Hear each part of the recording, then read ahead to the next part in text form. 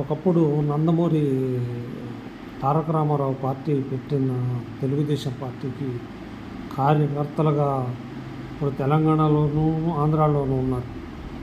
ఎవరికి ఫోన్లు కానీ ఏమీ లాంటి ఎటువంటి లేవు. ఇప్పుడు కడపలో మహానాడు జరుగుతుంది.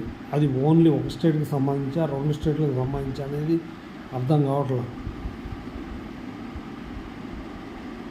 పార్టీ జెండా పట్టుకున్న వాళ్ళందరూ మరుగైపోయారు. కొత్తగా వైసీపీ నుంచి వచ్చిన వాళ్ళకి నెత్తి మీద పెట్టుకుంటున్నారు. ఒకటి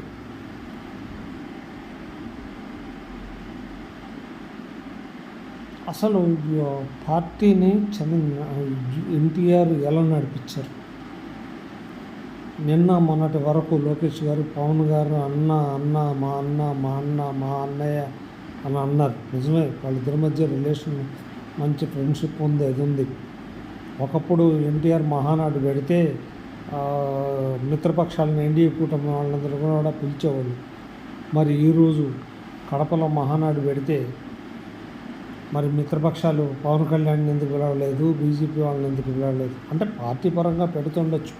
కానీ నీకు జైల్లో ఉన్నప్పుడు, పార్టీ కష్టకాలంలో ఉన్నప్పుడు అండగా నిలబడిన పవన్ కళ్యాణ్కి ఇన్విటేషన్ ఎందుకు ఇవ్వాలి?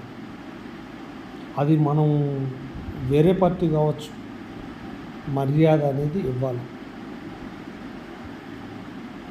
జూనియర్ ఎన్టీఆర్ మనం దూరం పెట్టామా, ఆయనంతటా ఆయన దూరం చేసుకున్నాడా అందరికీ తెలుసు. గత ఇప్పుడు జూనియర్ ఎన్టీఆర్ లేదనుకోండి, రేపు పార్టీ కష్టకాలం ఉందనుకోండి, అప్పుడు ఎవరు గుర్తుకొస్తారు? జూనియర్ ఎన్టీఆర్ కానీ ఇంకెవరన్నా బాలకృష్ణ కానీ వీళ్ళంతా గుర్తుకొస్తారు. మరి అధికారంలో ఉన్నప్పుడే వీళ్ళందరినీ కలిసి ఉంటే తెలుగుదేశం పార్టీ ఇవాళ ఎలా ఉండేది? వారసత్వంగా డిసైడ్ చేసేది ప్రజలు, కార్యకర్తలు కాదు, ఇంకా వేరేవి కాదు. అయితే చంద్రబాబు నాయుడు వారసుడిగా ఎవరు ఉండాలనేది విషయం పార్టీ కార్యకర్తలు కాదు, ప్రజలు కూడా తీసుకోవాలి. నారా లోకేష్ గారు చేస్తారు, నో డౌట్ లేదు. కానీ ఇప్పుడు ఉన్న పరిస్థితుల్లో రాష్ట్రం డెవలప్మెంట్ కావాలి, కానీ వారసత్వం గురించి అనవసరం. నాకు తెలిసి మహానాడులో అటువంటిది డిస్కస్ చేయొద్దు.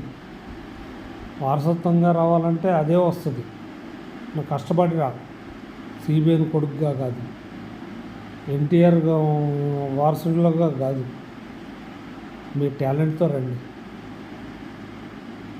మీరు ఇచ్చిన వాగ్దానాలన్నీ సూపర్ 6 హామీలు అమలు చేయండి, ప్రజలంతా మీకు సెల్యూట్ కొడతారు.